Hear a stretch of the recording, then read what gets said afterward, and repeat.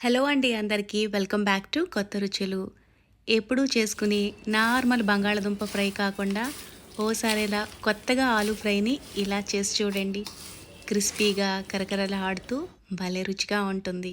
ఈ ఫ్రైని ఏదైనా ఎయిర్‌టైట్ డబ్బాలో పెట్టుకుని స్టోర్ చేసుకున్నారనుకోండి, చక్కగా వారం రోజుల పాటు ఫ్రెష్‌గా ఉంటుంది. సాంబార్, రసం, పప్పు, మామిడికాయ లాంటివి చేసుకున్నప్పుడు సైడ్ డిష్‌గా అదిరిపోతుంది. ఈ ఫ్రైని ఒట్టిగా స్నాక్‌లా తినేసేయొచ్చు. లేదు అంటే వేడివేడి అన్నంలో కొంచెం నెయ్యి వేసుకు తిన్నా సూపర్ టేస్టీగా ఉంటుంది. ఇప్పుడైతే ఈ ఆలు ఫ్రై ఎలా తయారు చేసుకోవాలి, ఆ ప్రాసెస్ ఏంటో చూద్దాం రండి. ఫ్రై తయారు చేసుకోవడానికి తీసుకున్న బంగాళదుంపలకున్న పొట్టుని నీట్గా క్లీన్ చేసుకుని రెడీగా పెట్టుకోవాలి. ఇప్పుడు వేరొక గిన్నెలోకి నీళ్లు తీసుకుని నీళ్లలోకి 1 టేబుల్ స్పూన్ వరకు ఉప్పు వేసుకుని ఇదంతా కలిసేలా బాగా మిక్స్ చేసుకుని ఈ ఉప్పు నీళ్ళని రెడీగా పెట్టుకోవాలి. నెక్స్ట్ ఇప్పుడు గ్రేటర్ తీసుకుని సన్నగా ఉండే హోల్స్ వైపు నుంచి కాకుండా ఇలా లావుగా ఉండే హోల్స్ వైపు నుంచి బంగాళదుంపల్ని తురుముకోవాలి.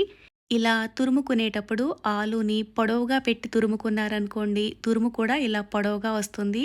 అంతా తురుముకునే వరకు వెయిట్ చేయకుండా ఇలా కొద్ది కొద్దిగా తురుముకున్న తర్వాత ఉప్పు నీళ్ళలోకి వేసేసుకుని తురుముకుంటూ ఉండాలి. మీరు అలా వదిలేశారనుకోండి తురుముని, నల్లగా అయిపోతుంది.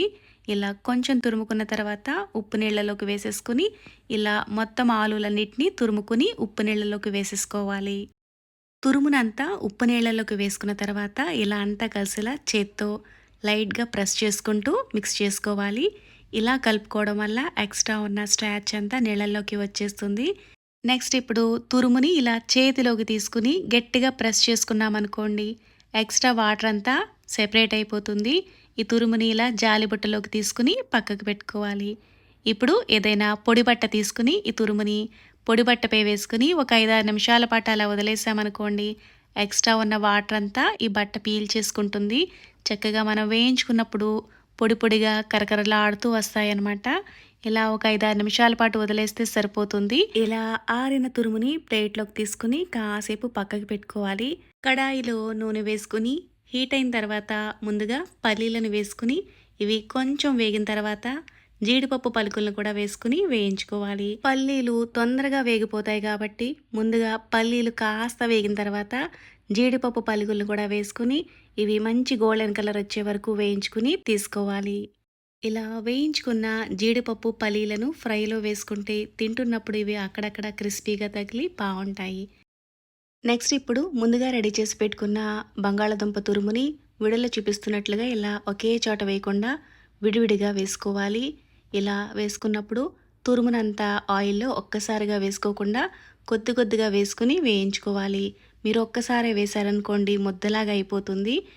వేసిన వెంటనే కదుపుకోకుండా 1 నిమిషం పాటు కొంచెం సెట్ అయిన తర్వాత అన్ని వైపులా కదుపుకుంటూ వేయించుకోవాలి.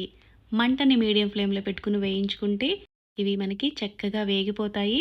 ఇలా ఇక్కడ చూసారు కదా, లైట్ గోల్డెన్ కలర్లోకి వచ్చేసాయి.